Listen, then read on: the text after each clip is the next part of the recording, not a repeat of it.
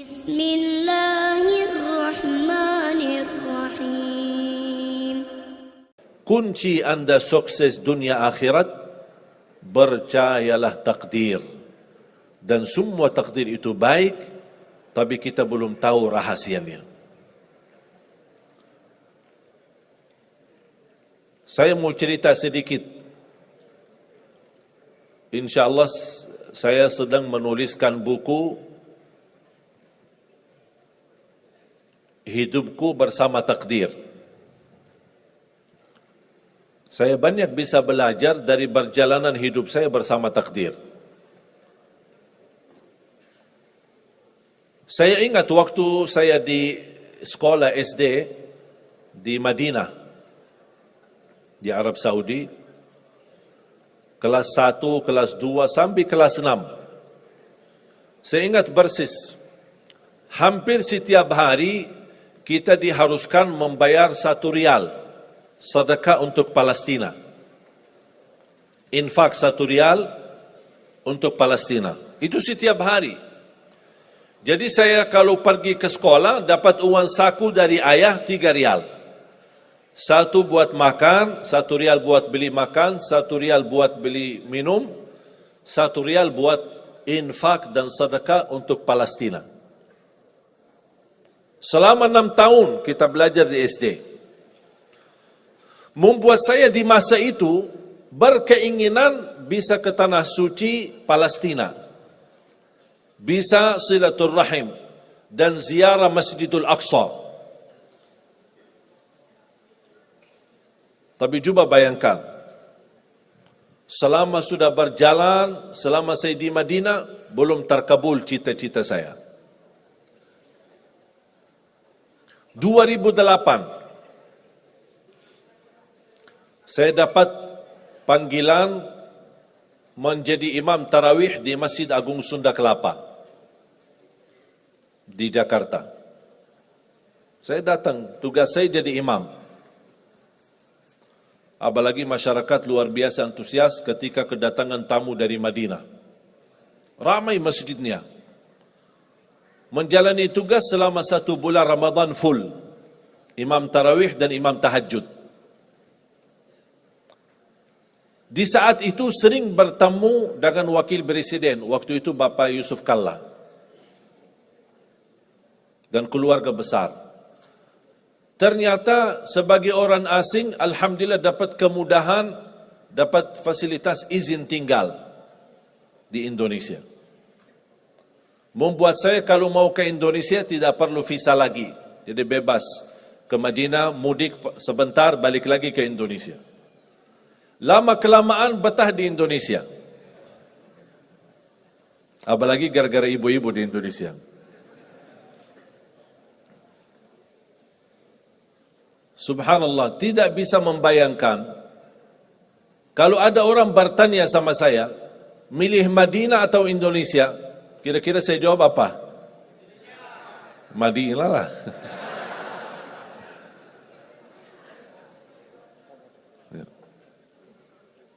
Madinah tanah suci. Salat di Masjid Nabawi 1000 kali lipat dibanding salat di Masjid Istiqlal. 1000 kali lipat. Salat di Masjidul Haram 100.000 kali lipat.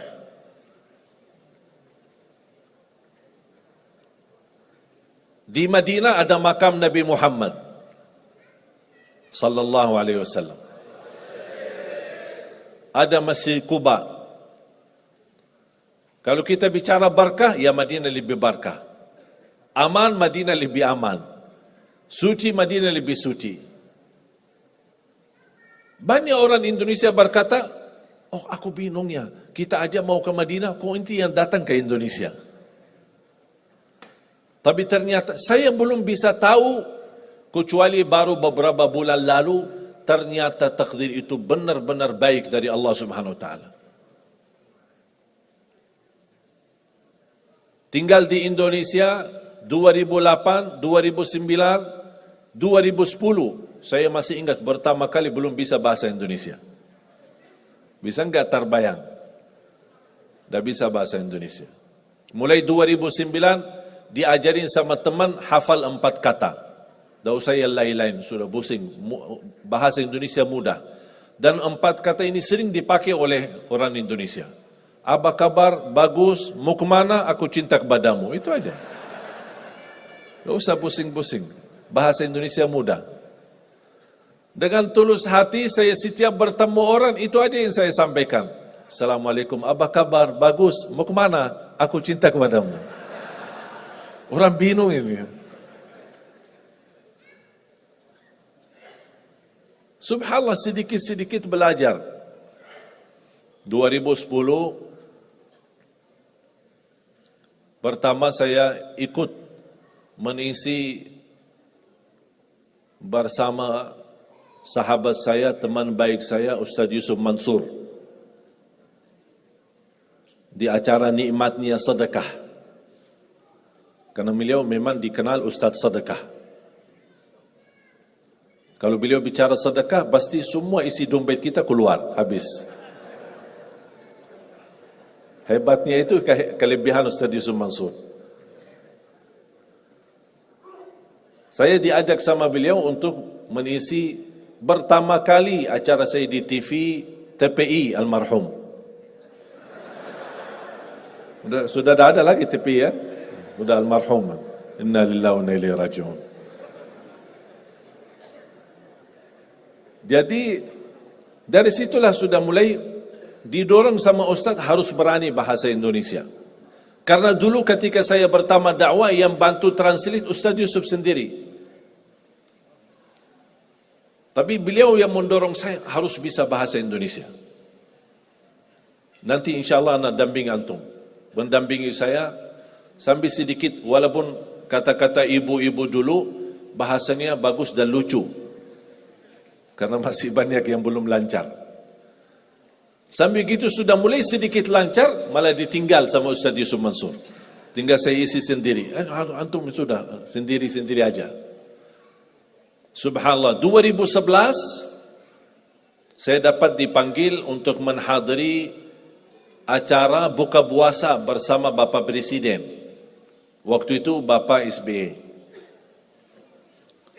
Saya diundang untuk menghadiri acara. Saya duduk di satu meja sama dubes Saudi, ada dubes Yaman, ada dubes Palestina, Mesir.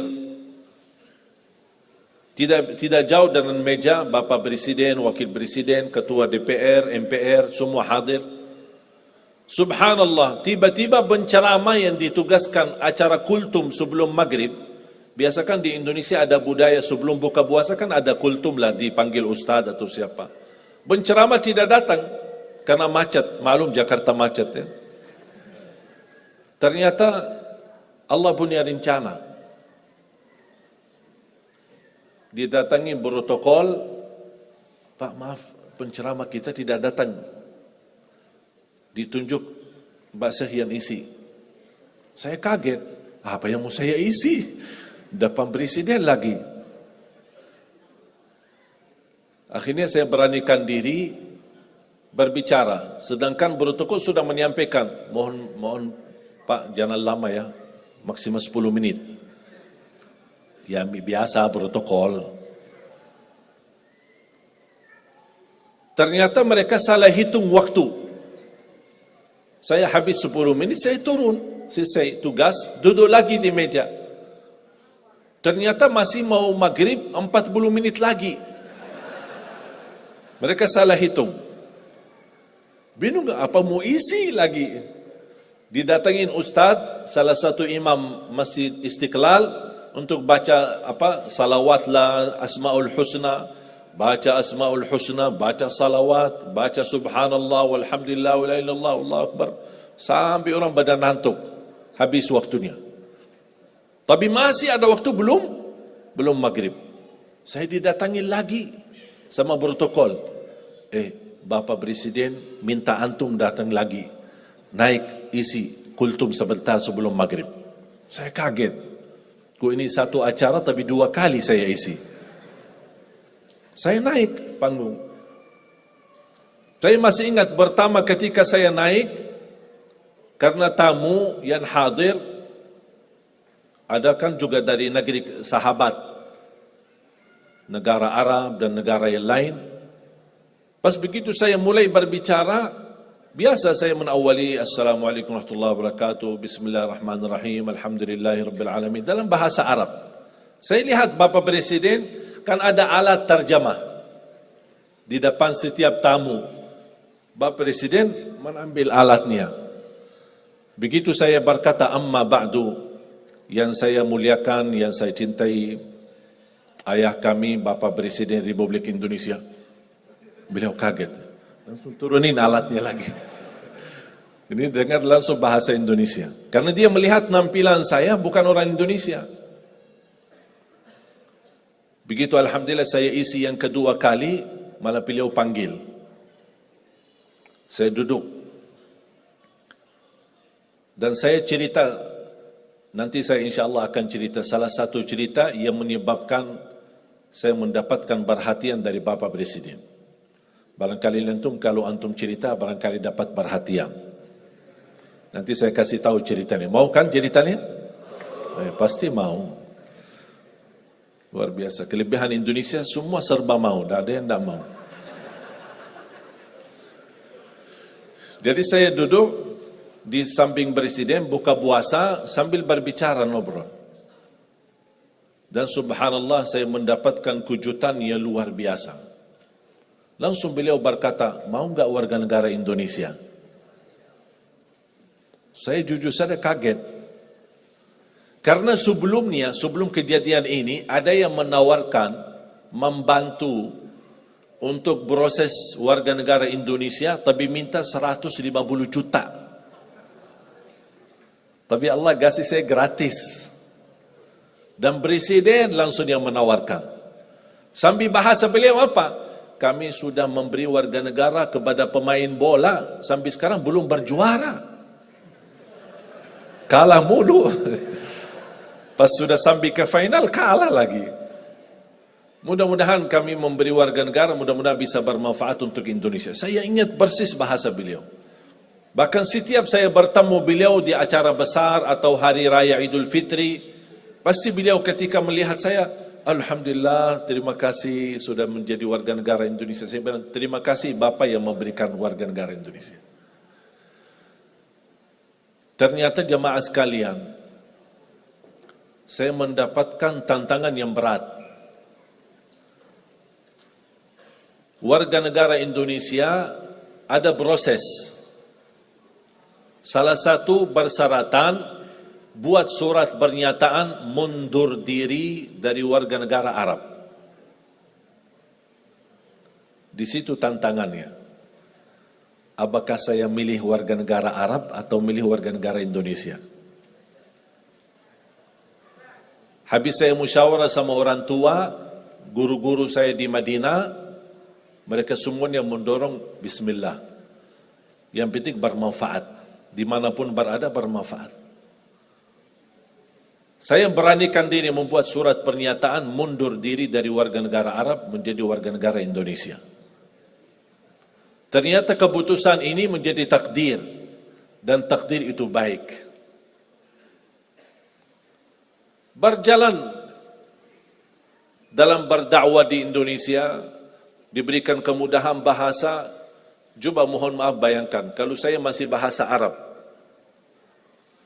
gimana? Minat nggak entah hadir? Malas, dan ngerti bahasa Arab lagi, bagi translate lagi, lama lagi, dan nyambung lagi, malas deh. Tapi alhamdulillah, karunia dari Allah memberikan kemudahan bisa bahasa Indonesia. Berdakwah langsung dari hati ke hati. Ternyata menjadi warga negara Indonesia menjadi karunia dari Allah Subhanahu wa taala. Kenapa menjadi karunia? Karena 2017 saya mengundang seorang imam besar dari Palestina, Imam Besar Masjidul Aqsa. Kami undang kemari datang ke Indonesia. Isi bersama-sama di Damai Indonesiaku TV One. TV One, Iman, beda. Bersama-sama isi. Beliau begitu bertemu dengan saya, beliau terkejut. Pakaian Arab, wajah Arab, tapi bahasa-bahasanya Indonesia. Lancar lagi bahasa Arab. Beliau mendapatkan perhatian bersama beliau. Di mana beliau pergi, saya mendampingi beliau. Allah buka hatinya, beliau undang saya datang ke Palestina.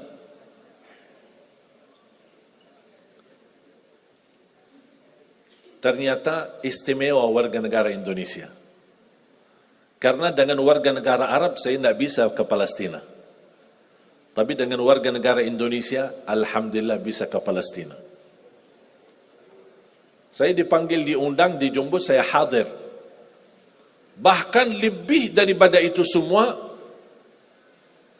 ketika saya dibawa sama beliau salat maghrib di Masjidul Aqsa, dan tanpa diberitahu, tidak dikasih tahu sebelumnya, tidak diinformasikan, pas muazzin sedang iqamat, qad qamatis salah, beliau imam besar Masjidul Aqsa dari belakang mendorong saya ke mihrab menjadi imam salat maghrib. Berarti kalau Anda mendengar cerita ada orang Indonesia jadi imam di Masjidul Aqsa, itu Ali Jabir. Karena setahu saya belum ada orang Indonesia yang jadi imam di sana. Dan ini semua karunia. Saya tidak pernah minta. Tapi ternyata saya ingat, dulu cita saya di SD, selama kita sumbangkan satu rial untuk Palestina, kapan saya bisa ke Palestina?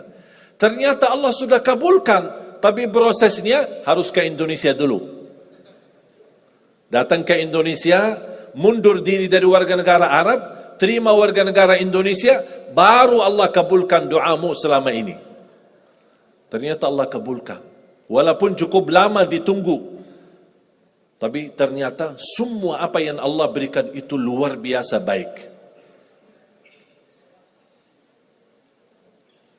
Lebih daripada itu, saya menemukan sejarah keluarga.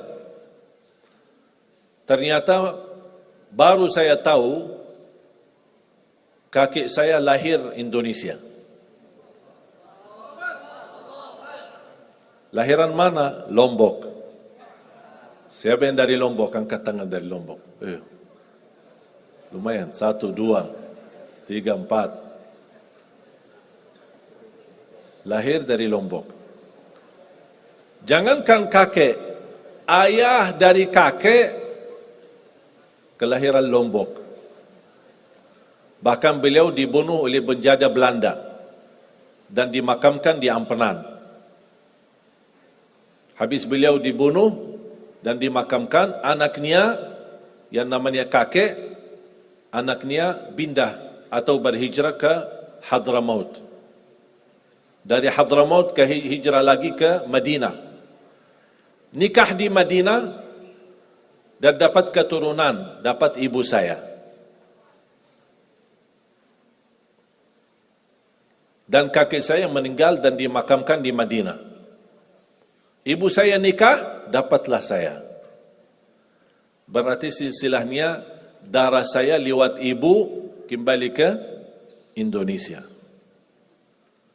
Makanya saya kaget pas kemarin di rumah sakit, pas cek darah, dokternya kaget. Oh, kok darahnya merah putih, subhanallah.